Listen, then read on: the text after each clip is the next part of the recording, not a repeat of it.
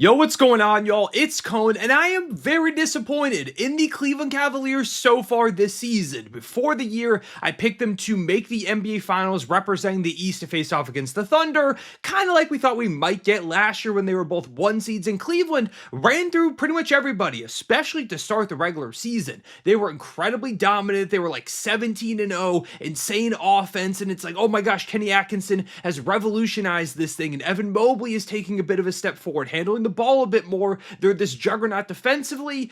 They looked convincing in every possible way. And then down the stretch of the season, they started to drop a few games here and there. The defense especially slipped a little. And once they got to the playoffs, they looked outmatched by the Pacers, in part because they were dealing with injuries to Darius Garland and basically anybody you can think of on that roster. Even still, they just got outplayed, but it was a factor. And ultimately, when you win over 60 games, they won like 65, like Cleveland did, it's disappointing to lose round two. But I felt like this year, in a more wide open Eastern Conference, no Celtics, no Pacers, this was the year the Cavs were going to go ahead and get through. Donovan Mitchell, Darius Garland, who's going to miss the beginning of the year, but when he came back, he'd still be really good. Jared Allen, Evan Mobley. I've been such a big Evan Mobley guy the entire time he's been in the NBA, even going into the draft. He was the guy I wanted the Thunder to get in that draft class. I've always been a believer that there is still multiple more steps that he can take, and that this year he would be an all-NBA player, that he'd be like the conference finals MVP, and ultimately by the end of the year,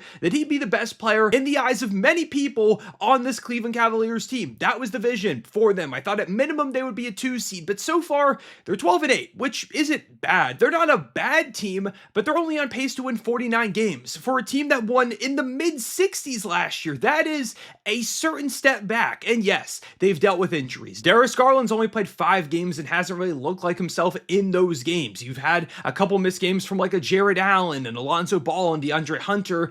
Sam Merrill, Max Strus hasn't played this year. Like, the Cavaliers are not at 100%. And I'm not saying that this is the time to ultimately panic and say, oh my gosh, the Cavaliers are frauds. I still think they have a real shot to come out of this Eastern Conference.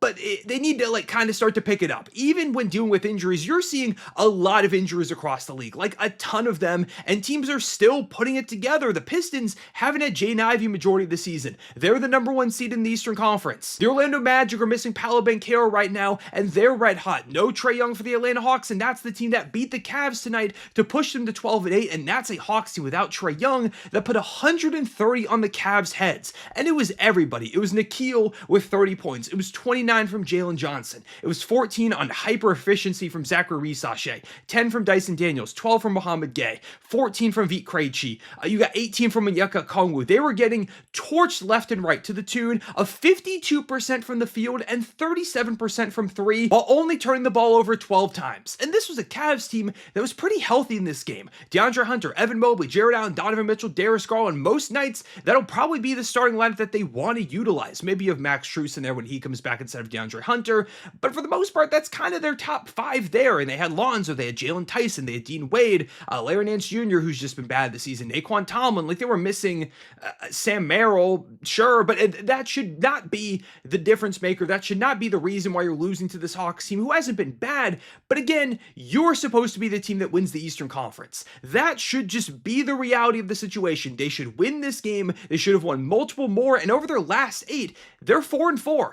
That's not great. That's not great to see. And I'm not saying it's all over for the Cavaliers or anything, but there are concerning notes, like the defense, which has still been top 10 so far this season, but last year it was like top 2, top 3, and then end of the year, it kind of started to drop off a bit, and so far this season, it's looked more like that end of the year defense than the beginning of last season where they were destroying everybody. And offensively, they're middle of the pack this year after being a juggernaut. Everybody's talking about, is this one of the greatest offenses ever? And if you take a look at the numbers, it was up there in terms of efficiency, offensive rating, all those numbers, and now it feels like they've come back down to earth. And I think part of that is the Darius Garland effect, but also, like, you're having Donovan Mitchell do insane stuff. Donovan Mitchell on a nightly basis is giving you 30.6 on over 50% shooting and 39% from 3 with 5 dimes. Tonight, he had 42 on 15 of 28 with 7 threes. It should not take that much from Donovan Mitchell just to not get blown out by the Trae Youngless Atlanta Hawks. He is doing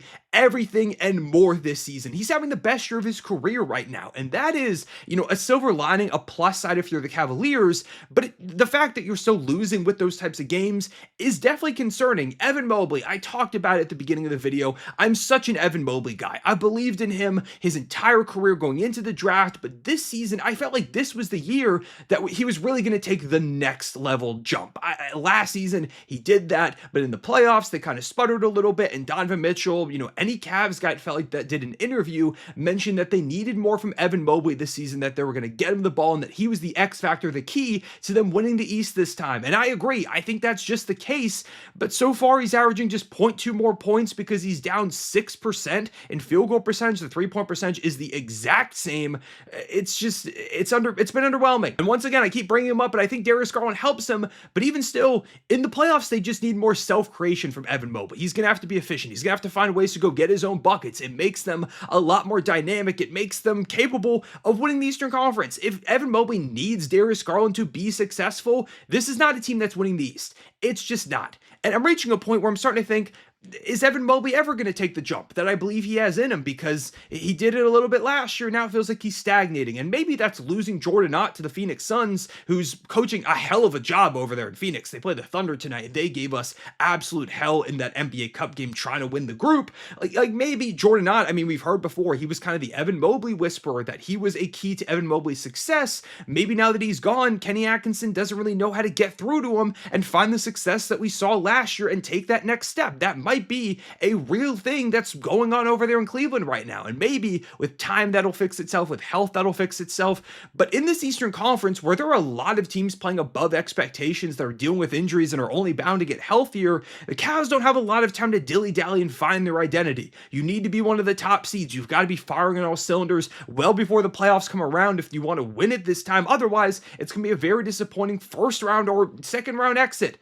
If they don't make the conference finals, if they don't make the NBA finals, it is a disastrous season for the Cleveland Cavaliers, in my opinion, after last year. And with how weak and open the Eastern Conference feels right now, it's not like terribly weak. Like, there are really good teams, but they were supposed to be the best. They were the best team in the East all of last season until they ran into the Indiana Pacers, who had one of the best playoff runs I've ever seen. Like, this is a Cavs team that is hyper-talented. They have three bona fide all-stars in Mobley, Mitchell, and Garland. Jared Allen's been one before, and those first three guys are all NBA level talents as well. I think a trade could be on the horizon. If they keep not performing to their level, their expectations, I think a Jared Allen trade could come in, because, I don't know, the more that I watch this team, the more it feels like he's just kind of redundant, and that maybe the ultimate unlocker for Mobley might be him at the 5, but there's also part of me that doesn't know if he's ready to play the 5. He's great defensively, but is he ready to be a full-time center? I'm not really sure. Do you maybe flip Allen for a different center, and that's the route that you go, someone that might fit a little bit better next to Mobley? Maybe, but I'm not certain. Is this backcourt going to work long-term with Garland and Mitchell? And even if you make a trade or get guys healthy, like, how long is that health going to last? Because it's just become a theme now where somebody's always injured for the Cleveland Cavaliers, and it's becoming a team that no longer is it an exception, but it's the rule. And if that's the case, then they just can't do it. They've got to be healthy if they want to win the Eastern Conference. And they've got to be healthy for sure if they want to beat whoever comes out of the West, whether it's, probably Oklahoma City or one of Denver or Houston, whoever it is. You've just got to be healthy. You've got to be playing extremely, extremely well.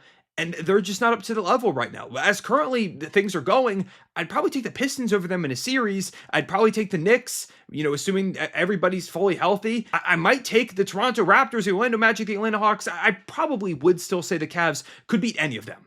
And honestly, with how much I believed in the Cavs coming into the season, and I still do, I might still pick the Cavs to win the Eastern Conference right now. But it's starting to reach a concerning trend, and as a big believer, maybe some of you who are lower on them, you're like, oh, this is just what I expected. But as a big believer, as someone who really likes this team, I have been underwhelmed by the Cleveland Cavaliers, especially as of late. In the last 8 games where they've gone 4-4, lost to the Raptors, beat the Grizzlies, beat the Bucks, lost to Houston, beat the Pacers, beat the Clippers, lost to Toronto, lost to Atlanta. So, like, the 4 teams that are kind of just good in that stretch, they lost to, and it was 13 to the Raptors, it was 10 to the Rockets, it was 11 to the Raptors, it was 7 today to the Hawks. But again, it took Donovan Mitchell scoring 42 for that to even be the reality for them.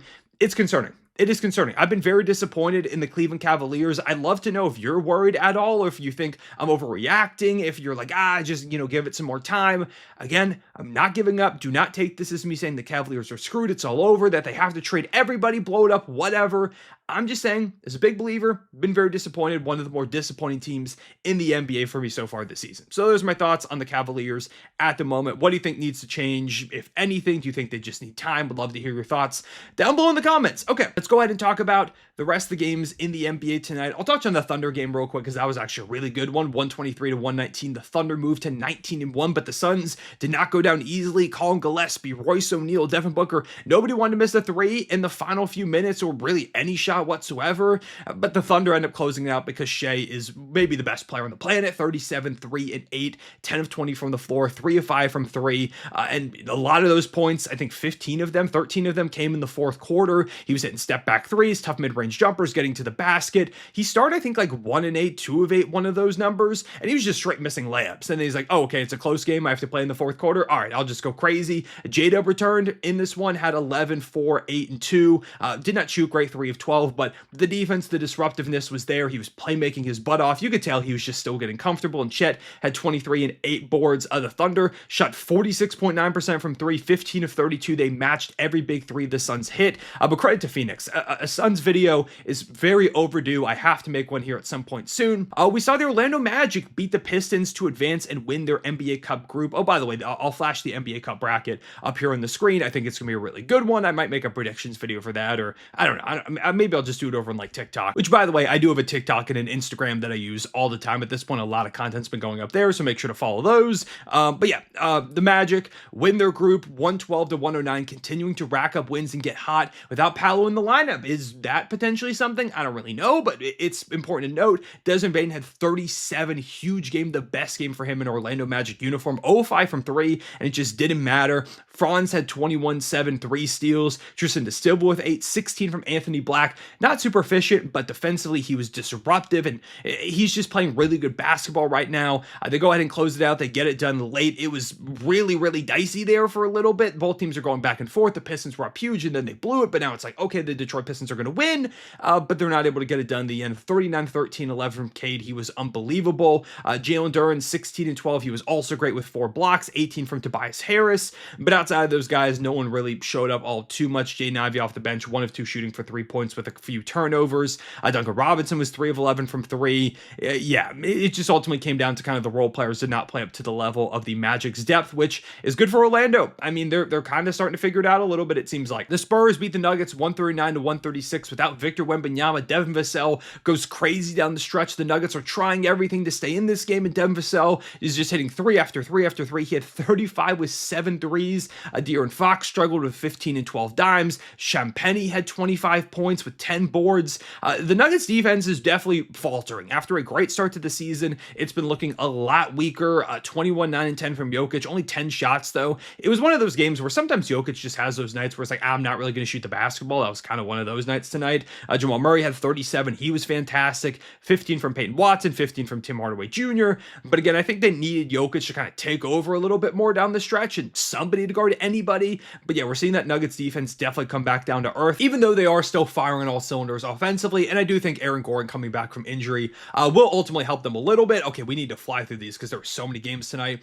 The Lakers beat the Mavericks. Huge game from Luka as well as Austin Reeves. Reeves should absolutely be an all-star at this point. Luka, of course, is going to be one and is right there at third in the MVP conversation, if you ask me right now. 35, 5, and 11. 38, 8, and 3 from Austin Reeves. Braun had 13 points, 5 rebounds, and 7 assists, kind of getting into his flow still. Decent game from AD, 12 with 3 blocks. 17 from Ryan Nembhard, who got the start in this one. D'Lo just straight up benched, did not play. It seems like the D'Lo era in Dallas may already be over, but the Lakers move on to face against the Spurs in an NBA Cup matchup. Suns and Thunder are playing each other again. Those should both be fun matchups. The Pacers annihilate the Wizards. Not a lot to say there. The Wizards just like absolutely terrible so far this season. The Pacers haven't looked great, but not quite that bad. The Sixers knock off the Nets 115-103. Paul George has been pretty good since coming back from injury, and Jared McCain is really starting to find his footing. Had 20 points on 7 of 16 shooting, 4 of 10. Adem Bono is really solid as well. And for the Nets, Jaeger Doman had his best game so far, 23, 9 and 5 with a steal and a couple of blocks. He was huge down the stretch for them, trying to kind of be competitive in this one without Michael Porter Jr. I was impressed. The Hornets beat the Bulls 123 to 116.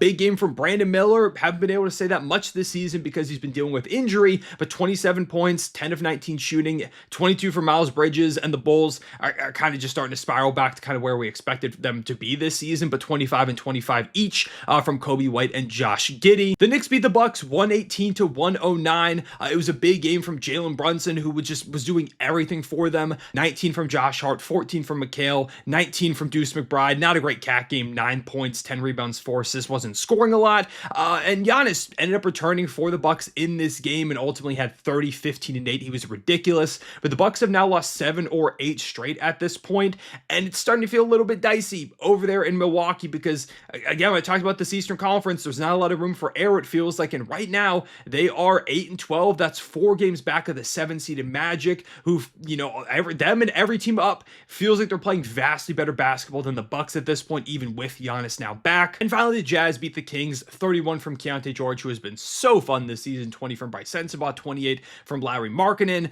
The Kings are an absolute nightmare to watch. Zach LaVine had 34. He was awesome. 23 and 10 from Keegan Murray, who's actually been pretty good so far this season in the limited games that he's played. 16, 12, and 14, a triple-double from Russell Westbrook. Right now had 19 points. Like, there is some stuff to be excited about with the Kings. I don't know why I'm saying that. That's just not true. But hey, some guys played well. The sooner they blow it up, the better for all of us. But yeah, those are the games from tonight. The NBA Cup. Again, the bracket has been set. Maybe I'll just do my predictions right now real quick so we can go ahead and just have that out in the books. I think the Thunder are going to beat the Suns. The Lakers are going to beat the Spurs, and then the Thunder beat the Lakers to go to the finals, going up against the winner of the Eastern Conference. And I have the Magic beating the Miami Heat. I'm trying to remember the bracket in my head right now because I don't have it pulled up for some reason. I think the Raptors are going to beat the Knicks. I feel like the Raptors are that young team that's going to propel themselves a little bit from the NBA Cup this season, like it feels like we see sometimes. We saw with the Pacers a couple of years ago, and I think the Raptors ultimately beat the Magic to face off against the Thunder in the finals, but the Thunder get the job done. I mean, they've just been by far the best team in the NBA so